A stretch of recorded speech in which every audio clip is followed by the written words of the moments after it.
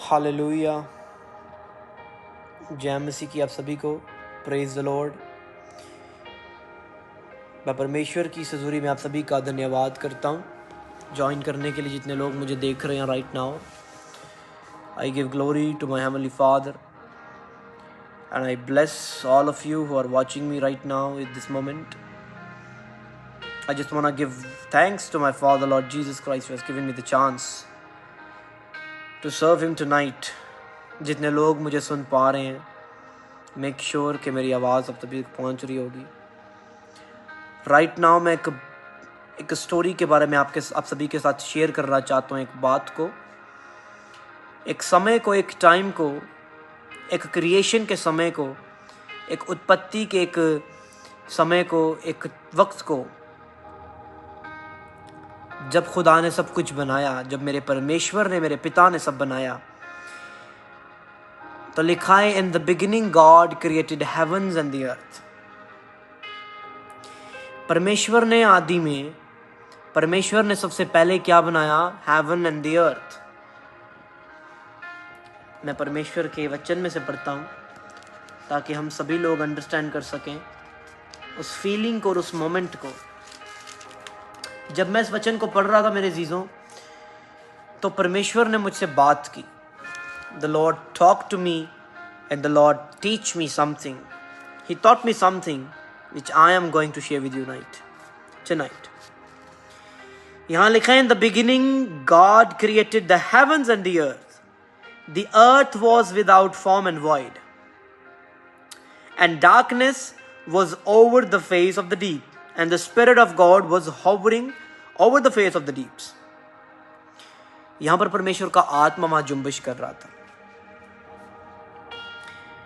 उस खाली समय पर, उस खाली पृथ्वी पर, जब कुछ भी नहीं था, जब कोई चीज वहां नहीं थी, मेरा परमेश्वर वहां जुम्बिश कर रहा था। उसकी स्पिरिट वहां जुम्बिश कर रही थी। Can you imagine? आप सोच सकते हैं, कभी कभार हमारी लाइफ में, मैं आप सभी को पॉइंट पर लाना चाहता हूं, हमारी लाइफ में वो समय आता है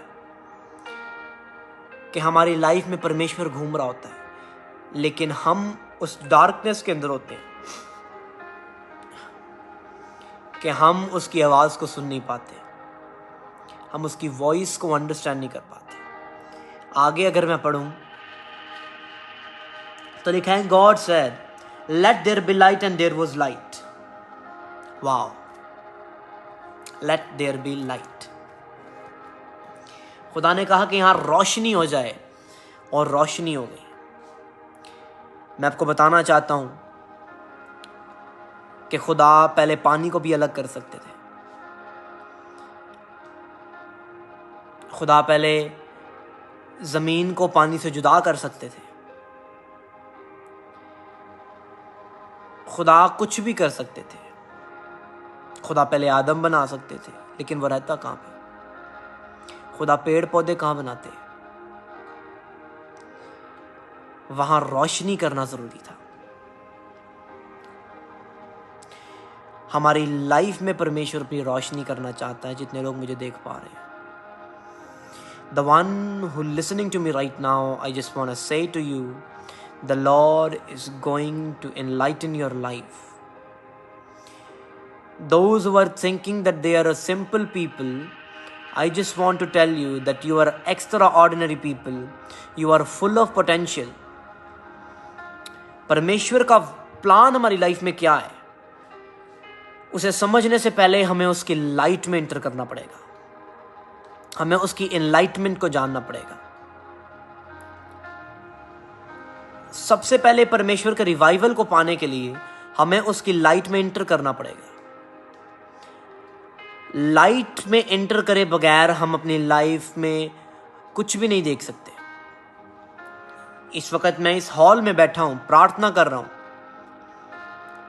अगर मैं इस हॉल की सब लाइट्स को बंद कर दूंगा तो मैं कुछ भी लिख नहीं सकता, मैं चल नहीं सकता, मेरे पांव पर ठोकर लगेगी किसी चीज की, मैं गिर जाऊंगा। मैं बताना चाहता हूं मेरे चीजों, आपको आपके लाइफ में आपको लाइट की जरूरत है।